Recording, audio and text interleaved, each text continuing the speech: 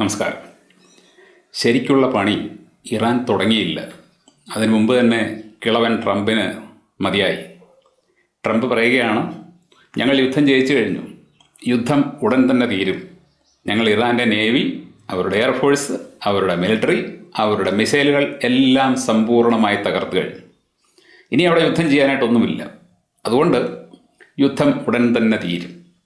എന്നാൽ ഇറാൻ്റെ മറുപടി, IRGCയുടെ മറുപടി തൊട്ടു പിന്നാലെ വന്നു. യുദ്ധം തുടങ്ങിയത് നിങ്ങളാണ്, ഞങ്ങളല്ല. ഇനി ഇതെപ്പോൾ തീരുമെന്ന് ഞങ്ങളാണ് തീരുമാനിക്കുന്നത്. നിങ്ങൾക്കതിൽ യാതൊരു റോളുമില്ല. അവർ തീർത്ത് പറഞ്ഞു കഴിഞ്ഞു. ഇറാൻ്റെ യുദ്ധതന്ത്രം വളരെ കൃത്യമായ രീതിയിൽ പ്ലാൻ ചെയ്താണ് നടപ്പിലാക്കുന്നത്. ഇറാനെ അപ്രതീക്ഷിതമായിട്ട് അമേരിക്കയും ഇസ്രായേലും ആക്രമിച്ചപ്പോൾ അവർ ചിന്തിച്ചത് ഇത് മറ്റൊരു വെനസ്വേലയാണെന്നാണ്. വെനസ്വേലിയൻ പ്രസിഡന്റിനെ വളരെ ഈസിയായിട്ട് അവിടെ കയറി പൊക്കിയെടുത്തുകൊണ്ട് പോയതുപോലെ ഇറാനും തങ്ങളുടെ കക്ഷത്തിലിരിക്കുമെന്ന് ഈ പൊട്ടൻ ട്രംപ് വിചാരിച്ചു. എന്നാൽ ഇപ്പോൾ ഒരു കടുവയുടെ കൂട്ടിൽ പതുങ്ങിച്ചെന്ന് കയറി അവിടെ നിന്നും പുറത്തിറങ്ങാൻ പറ്റാത്ത അവസ്ഥയിലായിരിക്കുകയാണ് ട്രംപും നെതന്യാഹുവും. നെതന്യാഹുവിനുള്ള പണി ഇറാനോട് വെച്ചിരിക്കുകയാണ്. ഇപ്പോൾ അവർ ട്രംപിനിട്ട് മാത്രമാണ് പണിഞ്ഞുകൊണ്ടിരിക്കുന്നത്. ഈ ട്രംപിനുള്ള പണി എന്ന് പറയുന്നത് അവരുടെ പ്രാരംഭ പണി മാത്രമാണ്. ഇറാൻ്റെ ലക്ഷ്യം എന്ന് പറയുന്നത് രണ്ടാണ്. ഇതുവരെ ഇറാൻ ചെയ്തിട്ടുള്ള കാര്യങ്ങളും രണ്ടാണ്. ഇറാൻ്റെ ഒന്നാമത്തെ ലക്ഷ്യം എന്ന് പറയുന്നത് അമേരിക്കയുടെ മിഡിൽ ഈസ്റ്റിലുള്ള അവരുടെ സമ്പൂർണ്ണ ആധിപത്യം ഇല്ലാതാക്കുക. രണ്ടാമത്തെ ലക്ഷ്യം ഇസ്രായേലിനെ ഇനിയൊന്ന് പൊങ്ങി വരാത്ത പരുവത്തിൽ അടിച്ചമർത്തുക. ഈ രണ്ട് ലക്ഷ്യങ്ങളാണ്. ഇതുവരെ അവർ ചെയ്തിട്ടുള്ള രണ്ട് കാര്യങ്ങളിൽ ഒന്നാമത്തേത്, ആയത്തുള്ള അലി ഖമനയെ കൊലപ്പെടുത്തിയപ്പോൾ അമേരിക്ക പറഞ്ഞ ഞങ്ങൾ ഇറാൻ്റെ തലയറുത്തു എന്നാണ്. വെനസ്വേലൻ പ്രസിഡന്റിനെ പൊക്കിയെടുത്തുകൊണ്ട് പോയതുപോലെ ആയത്തുള്ള അലി ഖമനയെ കൊലപ്പെടുത്തി കഴിഞ്ഞാൽ ഇറാൻ അങ്ങ് തീരും. അതോടെ ഇറാനിയൻ ജനത ഭരണം പിടിച്ചെടുക്കും, ഇസ്ലാമിക് റിപ്പബ്ലിക് അല്ലാതായി ഇറാൻ മാറും എന്നൊക്കെയാണ് ഈ പൊട്ടൻ. സത്യം പറഞ്ഞാൽ ഈ ട്രംപ് അമേരിക്കൻ പ്രസിഡൻ്റായിട്ടിരിക്കുന്ന മനുഷ്യനാണ്. ഇയാൾ ഇത്രയ്ക്ക് വലിയൊരു മണ്ടനാണെന്ന് ഞാൻ അറിഞ്ഞിരുന്നില്ല. കാര്യം ഇറാനെ അസസ് ചെയ്യുന്ന കാര്യത്തിൽ അയാൾക്ക് വളരെ വലിയ ഹിമാലയൻ ബ്ലണ്ടറാണ് സംഭവിച്ചിരിക്കുന്നത്. കഴിഞ്ഞ തവണ നടന്ന യുദ്ധത്തിൽ നിന്ന് അയാൾ മനസ്സിലാക്കേണ്ടതായിരുന്നു, ഇറാൻ്റെ അടുക്കൽ സാധാരണ കളിയുമായിട്ട് പോയി കഴിഞ്ഞാൽ അത് ശരിയാവില്ല എന്നുള്ളത്. പക്ഷെ അയാൾ കരുതിയത് 47 കൊല്ലമായിട്ട് ഉപരോധത്തിൽ കഴിയുന്ന ഒരു രാജ്യമാണ്. അവർക്ക് അവരുടെ എയർഫോഴ്സിനെയോ നേവിയോ ഒന്നും നവീകരിക്കാൻ കഴിഞ്ഞിട്ടില്ല. പഴയ വിമാനം വെച്ചാണ് അവരിപ്പോഴും എയർഫോഴ്സ് കൊണ്ടുപോകുന്നത്, അതുപോലെ തന്നെ അവരുടെ കപ്പലുകളും. അതുകൊണ്ട് അവരെ കയറി ഈസിയായിട്ട് അങ്ങ് കീഴടക്കി തങ്ങളുടെ പരിധിയിൽ കൊണ്ടുവരാമെന്നായിരുന്നു അയാൾ കരുതിയത്. പക്ഷേ ഇപ്പോൾ കാര്യങ്ങൾ മൊത്തം ഇറാൻ്റെ നിയന്ത്രണത്തിലാണ്. ഞാൻ പറഞ്ഞല്ലോ, അമേരിക്ക അവരുടെ തലയറുത്തു എന്ന് പറഞ്ഞപ്പോൾ ഇറാൻ എടുത്ത തീരുമാനം ഇതായിരുന്നു, തലയുള്ള ഇറാൻ മാത്രമേ അമേരിക്കയോട് പ്രതികാരം ചെയ്യുകയുള്ളൂ. തലയുള്ള ഇറാൻ. അതാണ് അവരിപ്പോൾ ആയത്തുള്ള അലി ഖമനയുടെ മകൻ മുജ്തബ ഖമനയെ ഇറാൻ്റെ പരമോന്നത നേതാവായിട്ട് ഈ യുദ്ധത്തിനിടയിൽ തന്നെ തിരഞ്ഞെടുത്തത്. ഇത്ര വലിയ സംഘർഷം നടന്നുകൊണ്ടിരിക്കുമ്പോൾ വളരെയധികം സുപ്രധാനമായ ഒരു തീരുമാനമെടുക്കാൻ ഇറാന് കഴിഞ്ഞെങ്കിൽ അവർക്ക് അല്പം പോലും ആത്മസംയമനം നഷ്ടപ്പെട്ടിട്ടില്ല എന്നുള്ളതും ശരിയായ ദിശയിലാണ് അവർ പോകുന്നതും എന്നതിൻ്റെ തെളിവാണ്. അതുകൂടാതെ തലയുള്ള ഇറാനായിരിക്കും അമേരിക്കയോടും ഇസ്രായേലിനോടും പ്രതികാരം ചെയ്യുക എന്നതിൻ്റെ ഒരു സൂചന കൂടിയാണ് ഈ പരമോന്നത നേതാവിൻ്റെ തിരഞ്ഞെടുക്കൽ.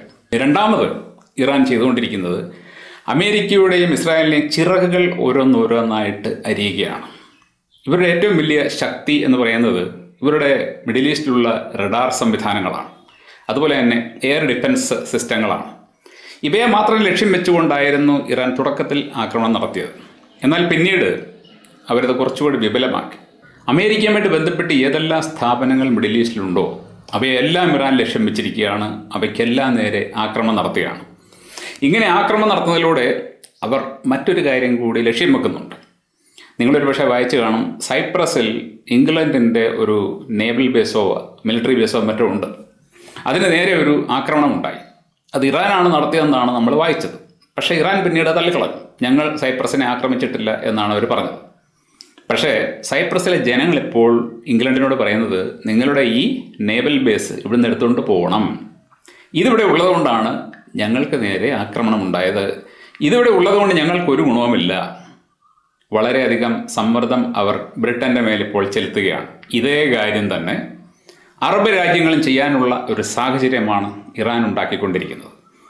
അറബ് രാജ്യങ്ങൾക്ക് ഇപ്പം ബോധ്യപ്പെട്ട് കാണും, അമേരിക്കയുടെ താവളങ്ങൾ ഇവിടെ ഉണ്ടായിരുന്നത് കൊണ്ടാണ് തങ്ങൾക്ക് നേരെ ഇറാൻ്റെ ആക്രമണം വന്നത്. അമേരിക്കയുടെ സ്ഥാപനങ്ങളും ബേസുകളും ഇവിടെ ഇല്ലായിരുന്നെങ്കിൽ ഞങ്ങൾക്ക് സമാധാനത്തോടെ ഇപ്പോൾ ജീവിക്കാമായിരുന്നതെന്ന് ഓരോ അറബ് രാജ്യങ്ങളും ചിന്തിക്കുന്നുണ്ട്. അവർക്ക് ഇറാനെ തിരിച്ചടിക്കാൻ പറ്റില്ല. തിരിച്ചടിച്ചു കഴിഞ്ഞാൽ അവരുടെ അവസ്ഥ വളരെ പരിതാപകരമായിരിക്കും. ഇറാന് കയറി മേയാൻ പറ്റും ഈ രാജ്യങ്ങളെ. അവരൊരു കാര്യം കൂടി ഇതുവരെ മനസ്സിലാക്കിയിട്ടുണ്ട്. ഈ അറബ് രാജ്യങ്ങളിലെല്ലാം തന്നെ ഇവർ അമേരിക്കയുടെ ബേസുകൾ അനുവദിച്ചത് അവർക്കിവർ സുരക്ഷ കൊടുക്കും എന്നുള്ള വിശ്വാസത്തിലോ അല്ലെങ്കിൽ ധാരണയിലോ ആണ്.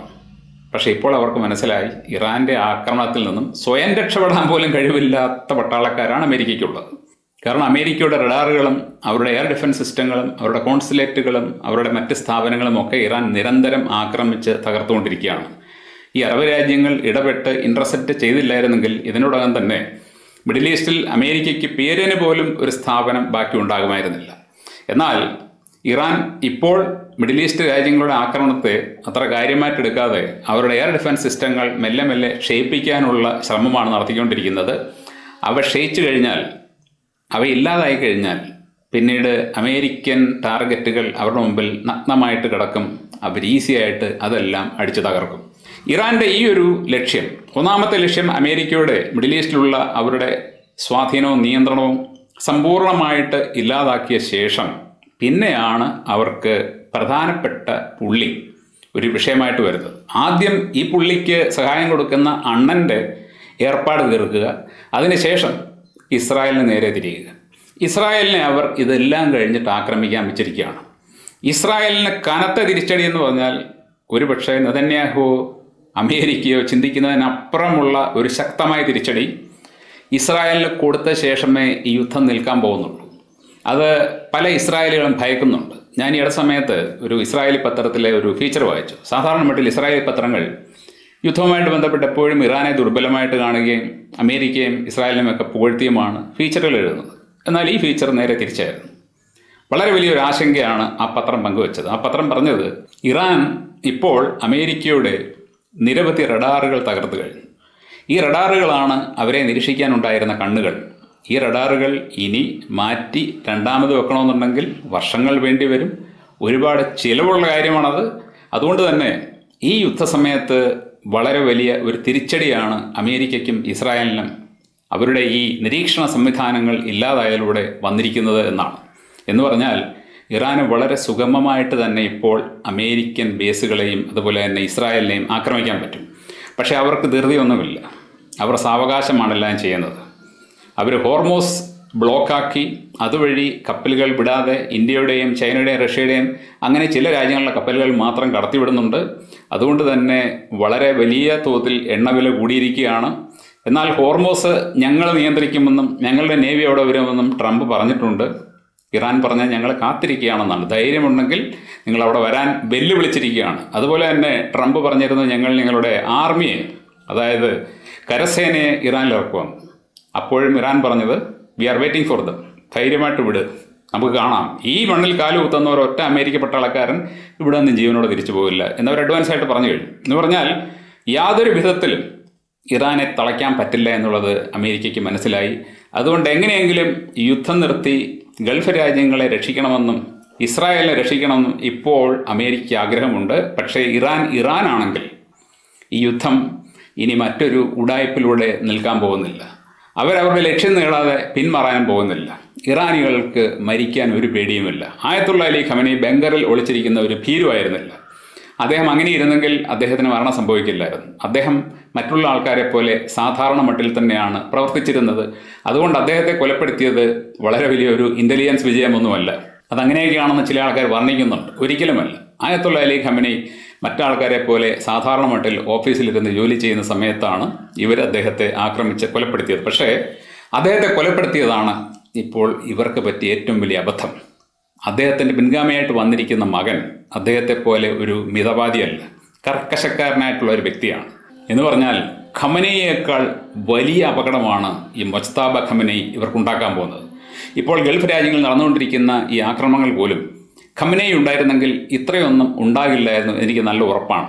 അമേരിക്കൻ ബേസുകളെ മാത്രമേ അവർ ലക്ഷ്യം വെക്കുകയുള്ളായിരുന്നു. എന്നാൽ അദ്ദേഹം പോയതോടുകൂടി IRGC അഴിഞ്ഞാടുകയാണ്. IRGCയുടെ അഴിഞ്ഞാട്ടം അവസാനിക്കണമെങ്കിൽ അമേരിക്കയുടെയും ഇസ്രായേലിൻ്റെയും ഒരു സമ്പൂർണ്ണമായ തകർച്ച സംഭവിച്ച ശേഷം മാത്രമേ ഉണ്ടാകൂ. അതിന് ഏത് വില കൊടുക്കാനും അവർക്കൊരു മടിയുമില്ല. Thank you.